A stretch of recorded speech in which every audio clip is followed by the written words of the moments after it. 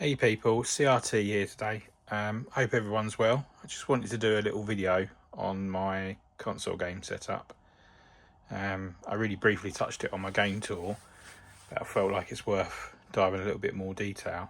I currently have 14 consoles set up and ready to play at any one time. I really prefer not having the inconvenience of having to plug them in and set them up. So the whole purpose and idea behind this was not to have to do that every time.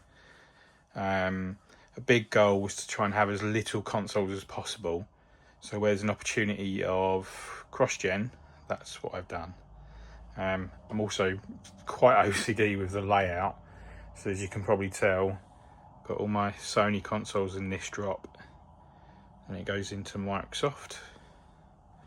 And over here we've got all the Nintendo stuff.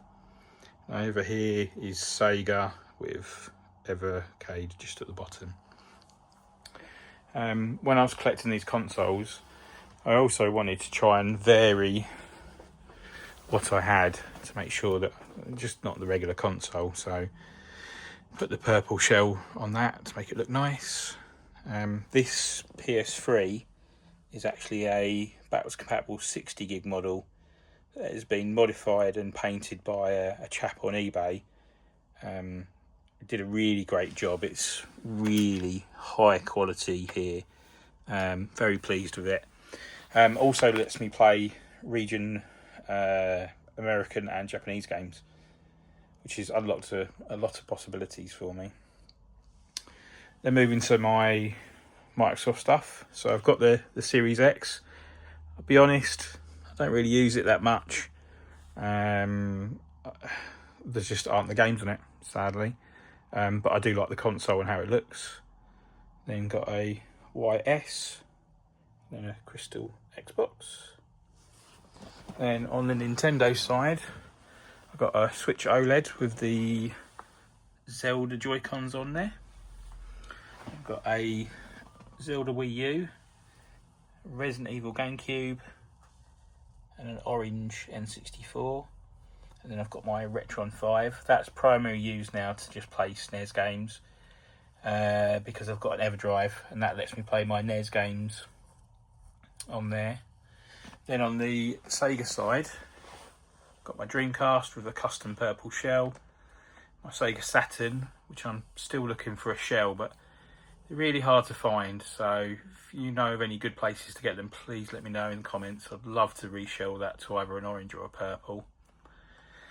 Then managed to get my hands on a Analog SG. Luck of the draw, they just happened to have stock at the time when I went on the website and bought it. This is really handy because it lets me play my Mega Drive and my Master System games.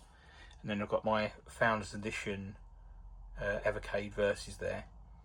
And then we've got my Quest 2 and my Steam Deck. All of these consoles are wired in HDMI, whether with an adapter or whether like an upscaler. So my GameCube, for instance, and Sega Saturn and Dreamcast are wired in with a RAD2X, which basically upscales it and then puts it out to HDMI, which then means I can put it into, I don't know if you can just see it in between the two display units. I've got a 16-in-1 HDMI switcher, so all the consoles go to this, and then that just goes to the TV. Now my TV's really quite basic, to be honest. It's just a high def TV. It's not 4K or anything like that. The original reason why I purchased it many years ago now was because it's got multiple SCARTs, it's got all the different connections on it you want for retro consoles.